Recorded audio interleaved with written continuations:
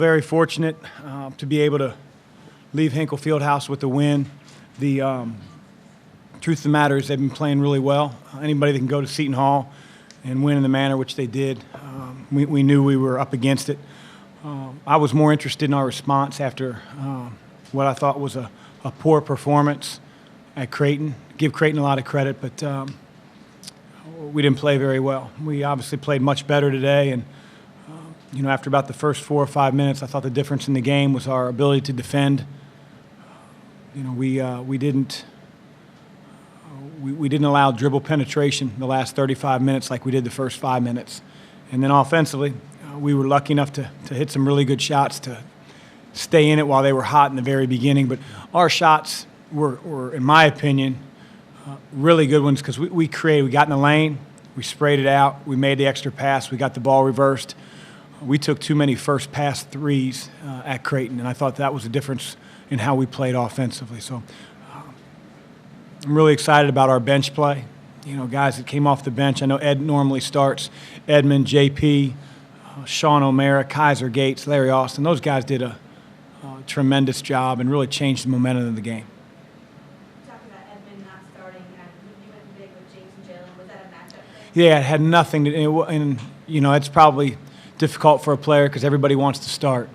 But we just felt like they were going to put Travis on Remy Abel, and it'd be a little convoluted. There was no way they could do that if we put James and Jalen out there. And felt like if we have Remy out there, he's done a terrific job with Kellen Dunham over his couple of years. So we didn't want to take him out. Miles and Trey give us so much experience. So there really wasn't a reason why Ed sat other than we wanted to go big and make sure that Butler matched up to us. And you can see it worked. They got off to a better start than we did. James said he was a zombie in the first half, and you had some very nice words to tell him to get him out of that. Will you expand on that? Well, he just didn't play well. I mean, he was ineffective around the basket. He wasn't rebounding.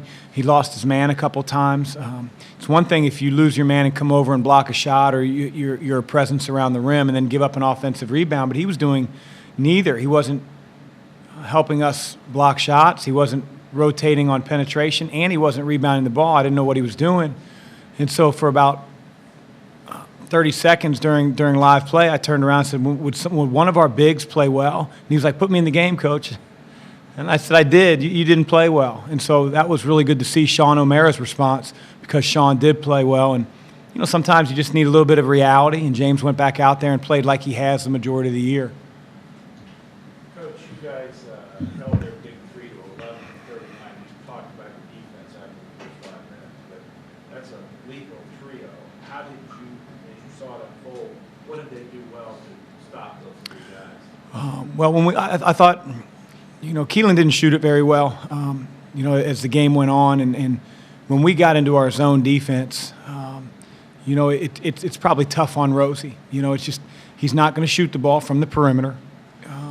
Our zone really clogs the lane. And then we just pay special attention to Kellen Dunham, which is easier said than done, but being able to really take those 2 away and make the game hard on Kellen, I think puts a little bit more pressure on Keelan. But, sometimes good players don't make every shot they take, and that was the case when we were in Omaha on Wednesday. It seemed like JP had a little bit of a confidence crisis earlier in the season, but now he just has no issues at all. He seems to be heating up as the season goes on. He's heating up, but he's also really defending. He's playing really hard. You can't be a really good player if you're a one-way player. If you just play defense and you can't bring anything to the table on offense, it's hard to play as a coach. Same thing applies if you're a talented offensive guy but don't guard anybody. And JP has really made a conscious decision during his time at Xavier to become a much better defender. That nastiness that he has on the offensive end is starting to show itself on defense. And it's really good to see because, again, to be a complete player like he wants to be, you got to play on both ends of the floor. He's done that terrific here as of late.